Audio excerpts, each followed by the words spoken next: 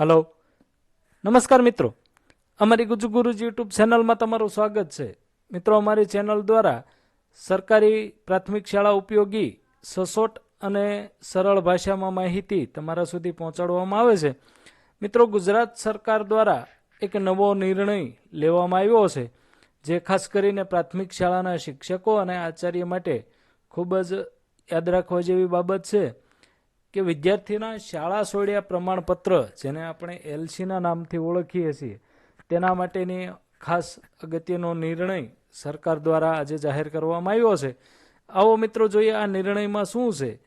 આ નિર્ણય પાછળનો મુખ્ય હેતુ રાજ્યની તમામ સરકારી પ્રાથમિક શાળાઓમાં એલસી બાબતે, એટલે કે શાળા છોડ્યાનું પ્રમાણપત્ર છે, તે બાબતે એક સૂત્રતા જળવાઈ રહે તે જ ખૂબ જ જરૂરી છે. અને તેના માટે થઈને વિદ્યાર્થીઓને સ્થાનિક સ્તરેથી ગુજરાતી તેમજ અંગ્રેજી ભાષામાં, એટલે કે ગુજરાતી અને અંગ્રેજી બંને ભાષામાં એલસી આપવા બાબત રાજ્ય સરકારે તેમનો નિર્ણય જાહેર કર્યો છે.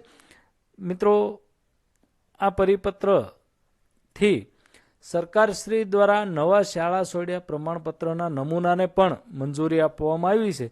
મિત્રો, ખાસ કરીને દરેક શાળાના પોતપોતાના અલગ શાળા છોડ્યા પ્રમાણપત્ર હોય છે. કોઈએ પ્રિન્ટેડ કરાવેલા કે કોઈએ તૈયાર ઉપલબ્ધ શાળા છોડ્યા પ્રમાણપત્રનો નમૂનો વાપરતા હોય છે. પરંતુ હવેથી સરકાર દ્વારા શાળા છોડ્યા પ્રમાણપત્રનો નમૂનો છે એને પણ મંજૂરી આપવામાં આવી છે. એટલે હવેથી જે એલસી છે, શાળા છોડ્યાનું પ્રમાણપત્ર, તે ગુજરાતી અને અંગ્રેજી એમ બંને ભાષામાં ઉપલબ્ધ થશે.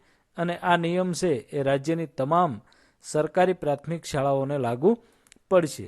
મિત્રો, આમ એવું લાગે કે આમાં ખાસ નવીન શું છે, પરંતુ જે શાળાને અલગ અલગ નમૂનામાં શાળા છોડ્યાના પ્રમાણપત્રો હતા, તેના બદલે હવે અહીં જે તમે સ્ક્રીન ઉપર જોઈ શકો છો તે મુંબઈ પ્રાથમિક શિક્ષણ નિયમો 129 મુજબ જે નિયત કર્યાનું શાળા છોડ્યાનું પ્રમાણપત્ર છે તેમને સરકાર દ્વારા મંજૂરી આપવામાં આવી છે.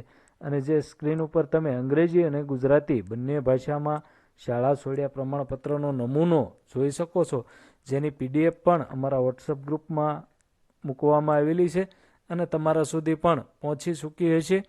મિત્રો, આ જે નમૂનો છે એ મુજબનું જ શાળા છોડ્યાનું પ્રમાણપત્ર છે એ હવેથી દરેક શાળાએ બાળકને કાઢી આપવાનું રહેશે. તો આવી ઝડપી અને સરળ માહિતી માટે અમારી ચેનલને સબસ્ક્રાઇબ કરી રાખો. આપ સૌનો ખૂબ ખૂબ આભાર.